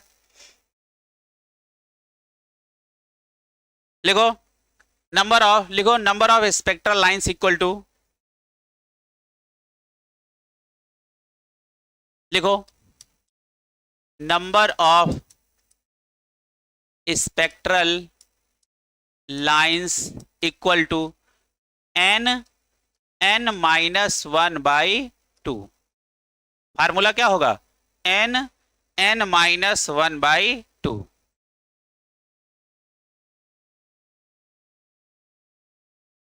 अच्छा, यहां पे तो अपने जुगाड़ के लिए लिख लो, लिखो n यहां क्या होगा, लिखो बड़ा नंबर। लिखो ये सब जुगाड़ है बेटा, नहीं तो वहां आए करोगे जाके। n क्या है, बड़ा नंबर। अच्छा, ये बड़ा नंबर क्या होता है, जैसे n इक्वल टू 7 से हमने कुदा दिया ग्राउंड में, तो बताओ 7 बड़ा कि 1, तो यहां n 7 होगा। बड़ा नंबर का मतलब समझ में आ गया। जैसे हमने n इक्वल टू 6 से ग्राउंड पे कुदा रहे हैं, तो कहां से कुदा रहे हैं, 6 से, कहां पे, ग्राउंड पे, यानी एक कहां क्या है, एक क्या है 7 6 और दूसरा क्या है 1, ग्राउंड का मतलब 1, तो बताओ 1 और 6 में बड़ा कौन, तो यहां 6 रखना, इसीलिए हमने लिखा है बड़ा नंबर। जब दो नंबर आपको दिए हो तो कौन सा नंबर लेना है, बड़ा वाला, तो आपको समझ में आ जाएगा कहां से कहां कूद रहा। ये बड़ा नंबर का मीनिंग समझ में आ गया। अच्छा, दूसरा देखो, दूसरा पढ़ो लाइन। अब लिखा है if transition occur from n2 to n1, जब 2 से कहां कूद रहा हो, ग्राउंड पे, तब का फार्मूला क्या है, लिखो number of spectral lines equal to n2 minus n1 और into n2 minus n1 plus 1/2। अच्छा, इसको हम ये नहीं लिख सकते हैं क्या, difference into difference plus 1/2। Math वाले बच्चे समझ गए होंगे क्या, इसी फार्मूले को ऐसे नहीं लिख सकते हैं। अरे n2 minus n1 delta n ही तो होता है ना, तो हमने लिखा delta n into delta n plus 1/2, यही सेम फार्मूला ही तो ये है ना। जैसे कोई कहे T2 माइनस T1 ये कहे या डेल्टा T कहे, दोनों बातें सेम है, बिकॉज डेल्टा T ही बराबर तो होता है T2 माइनस T1। तो ये कहो तो सही, ये कहो तो सही, वैसे ही डेल्टा n कहो तो सही, n2 माइनस n1 कहो तो सही, बिकॉज बोथ आर सेम। ठीक है। अच्छा, अभी सब ये पढ़ा लें, फिर इसके बाद जस्ट इसके नीचे ये क्वेश्चन है, फिर यहां सवाल सब लगाना। अब तीसरा कंडीशन देखो, है ना, क्या लिखा है, number of spectral lines in particular series. इसको गोले में बंद करो बेटा, ये सबसे तूफानी सवाल। तो लिखो नंबर ऑफ स्पेक्ट्रल लाइंस बराबर n2 माइनस n1। अब यहां n2 क्या है और n1 क्या है, क्योंकि यहां तो दोनों आ गए, है ना। तो n2 के नीचे लिखो बड़ा नंबर, लिखो लिखो लिखो बड़ा नंबर, और n1 के नीचे लिखो, n1 के नीचे लिखो, लिखो पर्टिकुलर सीरीज का n1। ऐसे लिखना इंग्लिश में, इंग्लिश आधा हिंदी, लिखो पर्टिकुलर सीरीज का n1, पर्टिकुलर लिखो पर्टिकुलर सीरीज के n1 का वैल्यू, पर्टिकुलर सीरीज के n1 का वैल्यू, n1 क्या रखना है, पर्टिकुलर सीरीज के n1 का वैल्यू। क्लियर है। 3 टाइप के आपको स्पेक्ट्रल लाइन के सवाल, चौथा कोई सवाल पैदा नहीं हो सकता, 3 मतलब 3, मैक्सिमम कंडीशन 3। अच्छा देखो, पहला, अच्छा बताओ इलेक्ट्रॉन कहां से कहां कूद रहा है, बताओ कहीं से भी कूद रहा है ग्राउंड पे, तो फार्मूला क्या है, n n-1/2। पहला फार्मूला ये डन। यहां n क्या है? बड़ा नंबर। जैसे हम 7 से 1 पे कूदा रहे हैं तो 7 लेना, 6 से 1 पे कूदा रहे तो 6 लेना, 5 से 1 पे कूदा रहे हैं तो 5 लेना। अच्छा, if transition occur from n2 to n1, दूसरे से कहां कूद रहा है? 1 पे, तो फार्मूला क्या है? n2। अब यहां n2 तो समझ रहे हो ना, n2 मतलब जहां से कूद रहा, n1 जहां पे कूद रहा है ना। अब जरा ध्यान से समझो, जैसे 2 से 1 पे कूद रहा है तो 2 और ये 1, तो क्या लिखोगे? डिफरेंस, और डिफरेंस प्लस 1/2। अच्छा, number of spectral lines in particular series, किसी पर्टिकुलर सीरीज की कितनी स्पेक्ट्रल लाइंस होंगी, उसका फार्मूला क्या? n2 minus n1। यहां n2 क्या है? बड़ा नंबर, और यहां n1 क्या है? पर्टिकुलर सीरीज के n1 का वैल्यू। क्लियर है? अब जरा देखो, एक ही सवाल में हमने सब कुछ पूछ लिया। अब सारे बच्चे ये सवाल पढ़ें और इसी में तीनों जवाब देना है। देखो सवाल क्या है, जरा ध्यान से देखो। लिखा है calculate total number of spectral line, total number of spectral line and spectral line in Balmer series. अच्छा, ये पर्टिकुलर सीरीज की बात कह गया कि नहीं? ये आपका फार्मूला नंबर 3 है। ये बेटा अभी तो सुनाए हैं, पर्टिकुलर सीरीज के लिए n2 माइनस n1 लगाओगे तो बताओ ये पर्टिकुलर सीरीज को बोल गया कि नहीं? कौन सी सीरीज? बामर। अच्छा, फिर क्या लिखा है? If electron undergoes transition from 7th orbit to ground state. 7th से कहां आ रहा? ग्राउंड पे। अच्छा बताओ, 7th से ग्राउंड पे आ रहा है तो कौन सा फार्मूला? फर्स्ट वाला फार्मूला। क्लियर हुआ? देखो अब तुम्हें फार्मूला क्लियर करना आ गया, तो निकालो। पहले हम लोग बामर वाला क्लियर कर ले, ये वाला, ये देखो पहले ही आ गया है ना। अच्छा बताओ, number of spectral line in particular series. अच्छा, वो किसकी बात कर रहा है? सिर्फ बामर सीरीज की। तो बताओ नंबर ऑफ स्पेक्ट्रल लाइन का क्या होगा? Number of spectral lines in बामर series. किसकी निकाल रहे हो? बामर सीरीज की। तो बराबर फार्मूला क्या हो जाएगा? n2 minus n1। क्लियर है? अच्छा बताओ, बामर का n1 क्या होगा? बताओ बेटा, बामर का n1 क्या होगा? 2। बामर का n1 क्या होगा? 2। और n2 बड़ा नंबर, बड़ा नंबर क्या है? 7, तो ये हो गया 7। तो आंसर क्या आ जाएगा? 7 माइनस 2 दैट इज 5। ये देखो आंसर आ गया। निकाल लो बेटा ये सवाल, नहीं तो वहां समझ में नहीं आते हैं। क्लियर है? हाँ। अच्छा, अब देखो, अब इलेक्ट्रॉन आपका कहां से कहां कूदा दिया? Transition from 7th to ground. अच्छा, 7th से ग्राउंड में कूदा रहा है तो कौन सा फार्मूला? पहला। तो बताओ क्या होगा? नंबर ऑफ स्पेक्ट्रल लाइंस बराबर क्या हो गया? n minus 1/2। अच्छा, n क्या होगा? बड़ा नंबर, आपको लिखाया है, तो क्या हो जाएगा? 7 माइनस 1/2, 7 और ये हो गया 6/2, और ये क्या हो जाएगा? 42/2 दैट इज 21। सवाल हो गया।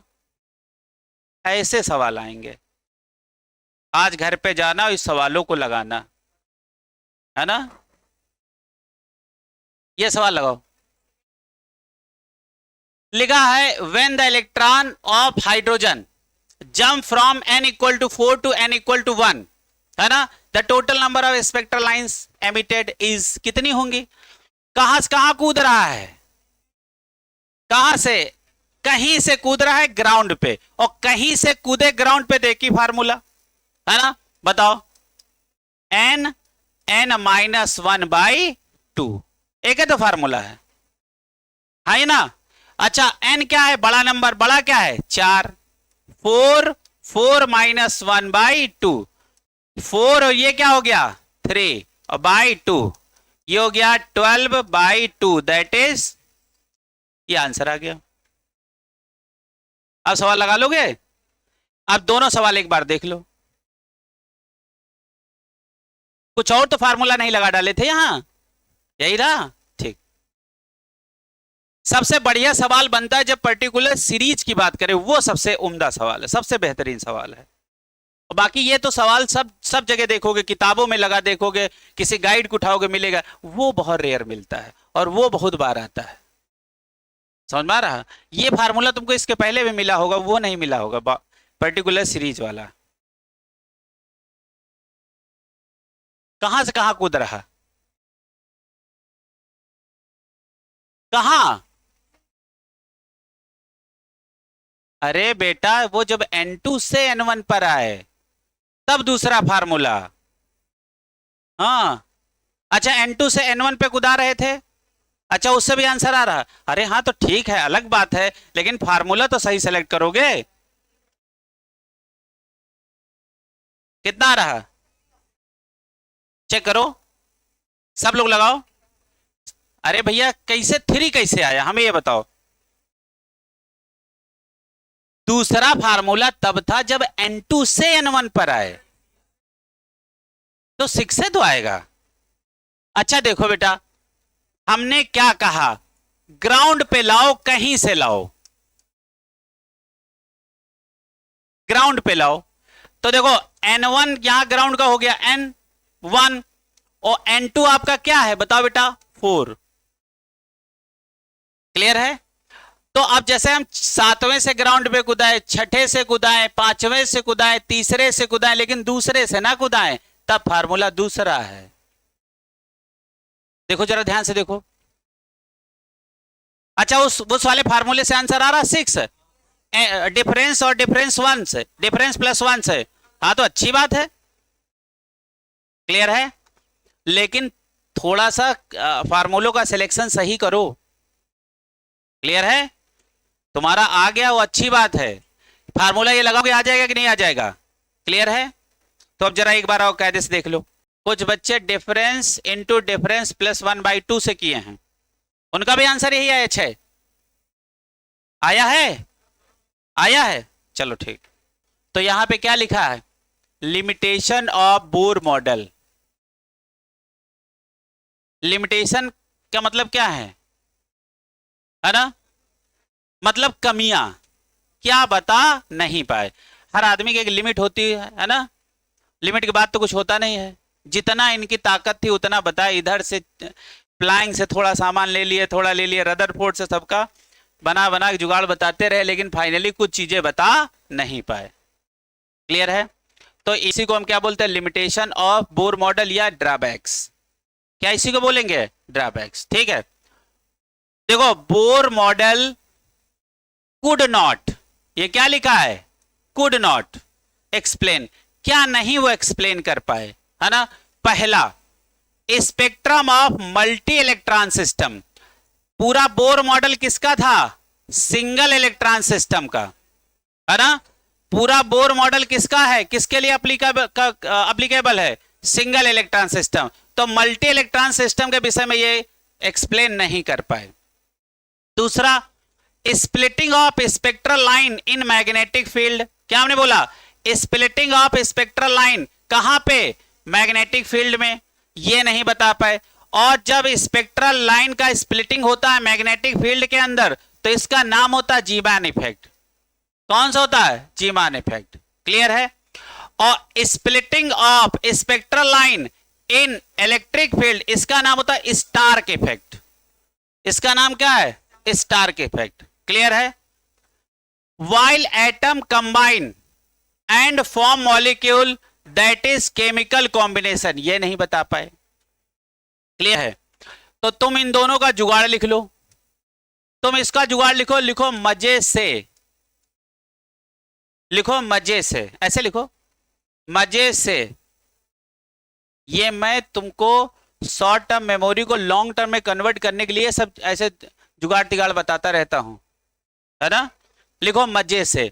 मजे से का मतलब क्या होता है, मजे से लिखो, यहां मैग्नेटिक फील्ड लिखो। बताओ, यदि स्पेक्ट्रल लाइन का स्प्लिटिंग हो रहा मैग्नेटिक फील्ड, एम का मतलब मैग्नेटिक फील्ड, तो जे का मतलब कौन सा इफेक्ट है, जीमान इफेक्ट। जे मतलब जेड, जीमान इफेक्ट। क्लियर है? से। अच्छा बताओ, ई का मतलब इलेक्ट्रिक फील्ड, इलेक्ट्रिक फील्ड के अंदर यदि स्प्लिटिंग हो रही स्पेक्ट्रल लाइंस की, तो उस इफेक्ट का नाम कौन सा होता है? Stark effect.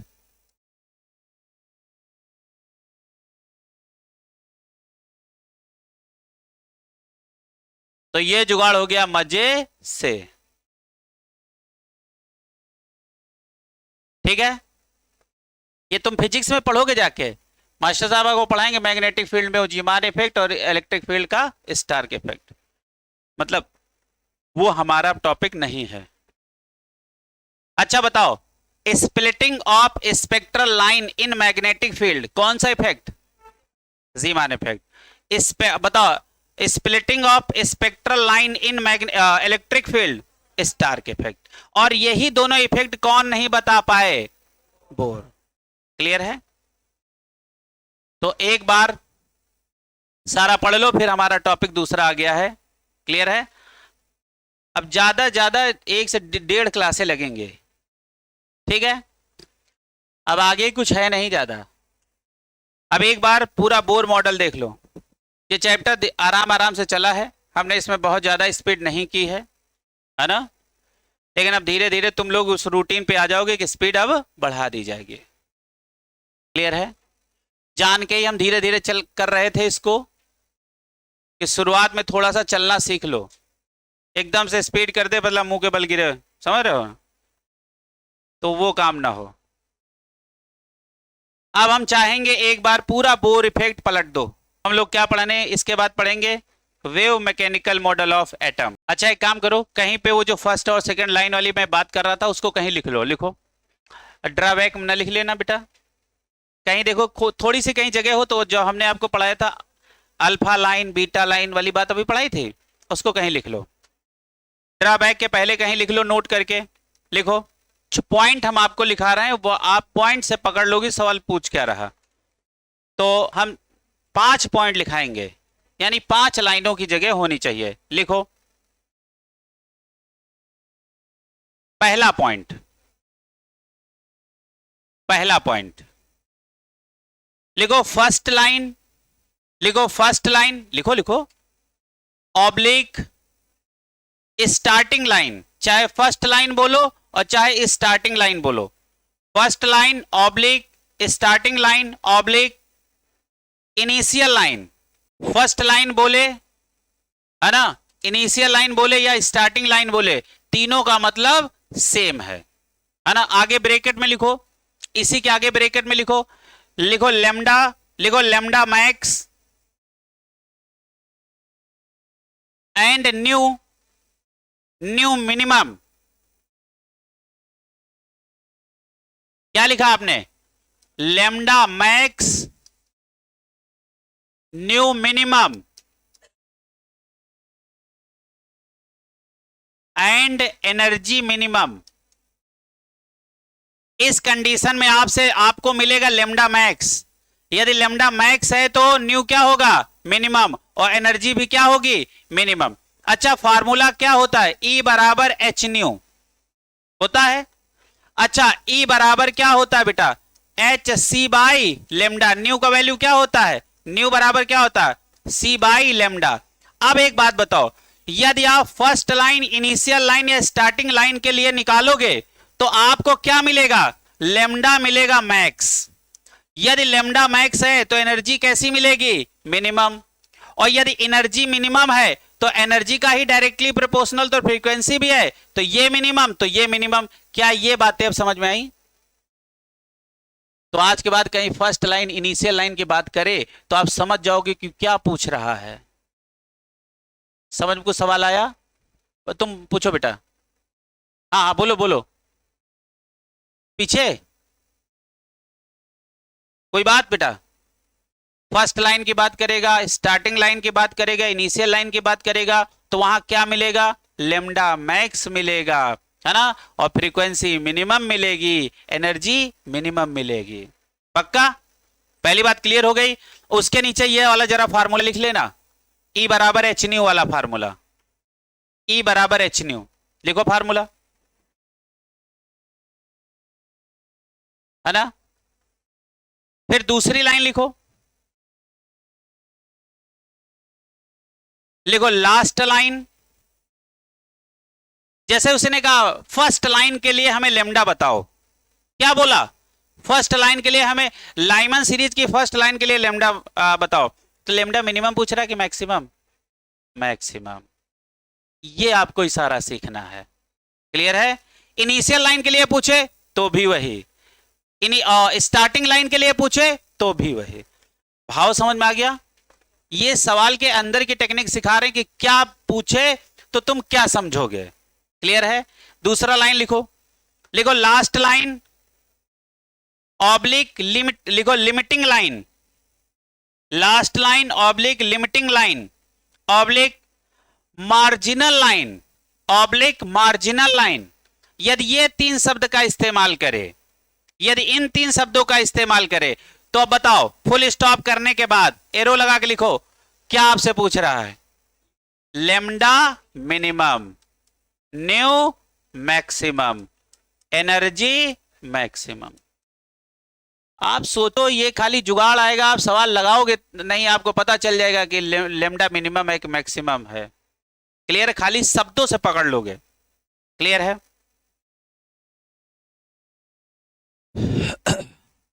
अब 3 पॉइंट नीचे लिखना, लिखो for first line of any series, लिखो फॉर ना लगाओ, ऐसे लिखो first line of any series, लिखो first line of any series, arrow लगा के लिखो, इसका नाम होता है अल्फा लाइन, इसका नाम क्या होता है, अल्फा लाइन। जैसे किसी ने कहा यहां पे आ जाओ, ये देखो आपका स्पेक्ट्रल लाइंस ये बनी है, किसी ने कहा लाइमन सीरीज की फर्स्ट लाइन का नाम क्या है, अल्फा लाइन, क्लियर है। चलो अच्छा दूसरा लिखो, लिखो second line of any series, second line of any series क्या लिखोगे एरो लगा के, बीटा लाइन। नीचे तीसरा पॉइंट लिखो, third line of any series, third line of any series क्या लिखोगे, गामा लाइन, ठीक है। अच्छा एक बात बताओ, ये कौन सी सीरीज है, अच्छा एक बात बताओ, अब देखो यहां एक बहुत बड़ी गलती होती है, बहुत बड़ी गलती। अच्छा गलती क्या होती है, लाइनें यहां से नहीं गिनी जाती हैं, लाइनें यहां से गिनी जाती हैं, क्लियर है। लाइनें कहां से गिनी जाती, यहां से, तो यहां से गिनना 1 2 3, ना कि यहां से। तो ये कहीं निशान लगा लो, लाइनें आप गिनोगे कहां से। कोई हमसे पूछे कि अल्फा लाइन के लिए गैप कितना होगा, gap for alpha line, beta line and gamma line, very good, बहुत बढ़िया। तो नीचे लिखो, लिखो गैप फॉर अल्फा लाइन, लिखो गैप फॉर अल्फा लाइन। अच्छा एक बात बताओ, अब बहुत ध्यान से समझो, अच्छा देखो गैप यही तो है, अल्फा लाइन का गैप यही तो है, देखो हाँ या ना, तो 2 से 1 पे ही तो आया है, तो 2 - 1 गैप कितना है, 1, क्या होगा, गैप क्या होगा, तो गैप के आगे लिखो, लिखो n2 - n1, n2 - n1, तो n2 क्या है 2 और n1 क्या है 1, तो गैप कितने का आया 1। नहीं समझ में आया, आया ना।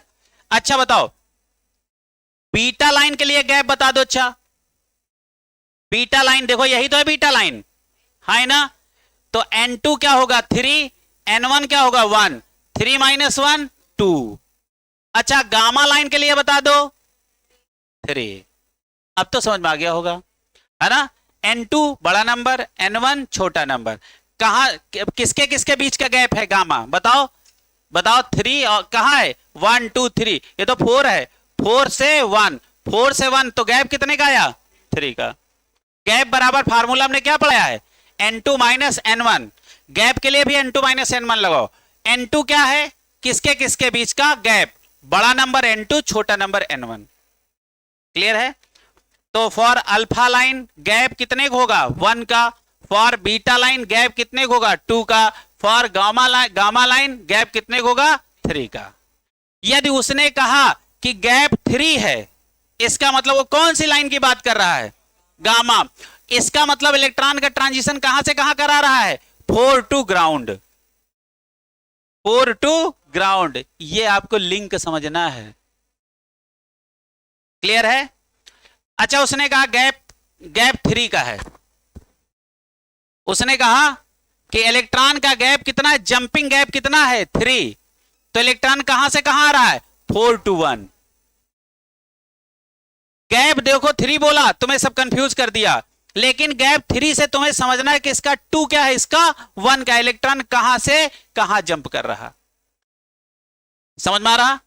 अच्छा क्या इनमें सबके अब निकाल लोगे, ये देखो अल्फा लाइन, ये बीटा लाइन, ये गामा लाइन, फिर सबका अल्फा बीटा गामा निकालते चले जाओ। तो कैलकुलेशन इधर से करना है ना कि इधर से। अब तो क्लियर हो गया, अल्फा बीटा और गामा लाइन है क्लियर, गैप क्लियर है ना, पक्का।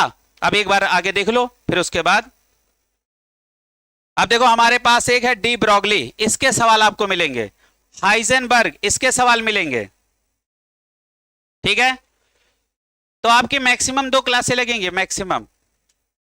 अब आधे क्लास से कौन सा हम चैप्टर शुरू कर लेंगे, है ना। तो ये चैप्टर समाप्त हो जाएगा और सारे बच्चे सवाल लगाने की कोशिश करें। और कहां से लगाएंगे, आपके सबके पास क्वेश्चन होंगे, लाओ दिखाओ क्वेश्चन, दिखाओ क्वेश्चन, हमारे भी पास हैं। हाँ चलो ठीक। अब देखो सब लोग देखो जो अगली क्लास में करके आना है, एटॉमिक मॉडल के सब सवाल करके आना है, एटॉमिक मॉडल के सब सवाल। और जो नहीं आएंगे हमसे पूछना अगली क्लास में, अगली क्लास के लिए काम दे रहे हैं। डेवलपमेंट बोर मॉडल है ना, development leading to the Bohr model of atom, इसके सवाल लगाना, जितने सब आ जाएं वो सब लगाना, ठीक है। अच्छा Bohr model for hydrogen atom, इसको लगाना। अच्छा एक काम करना, 16 सवाल लगा के आना है, सिर्फ पहले के 16 सवाल सबको लगा के आने हैं, है ना। 16 सवाल सब लोग पहले के लगा के आएंगे। अब देखो जो आपको ये हम पढ़ा रहे हैं, ये quantum mechanical model of atom, ये यहां ये सवाल मिलेंगे। और देखो 2024 का सवाल, ये देखो यही आया था 2024 में एटॉमिक स्ट्रक्चर से, ऐसा ही आया था सवाल, ये ऐसा ही नहीं आया था, यही आया था, है ना। हाँ अगली क्लास में जैसे 2-3 क्लास, जो जब तक हमारा ये क्लास ये कंप्लीट होगा तब तक ये सवाल भी हम कंप्लीट कर देंगे।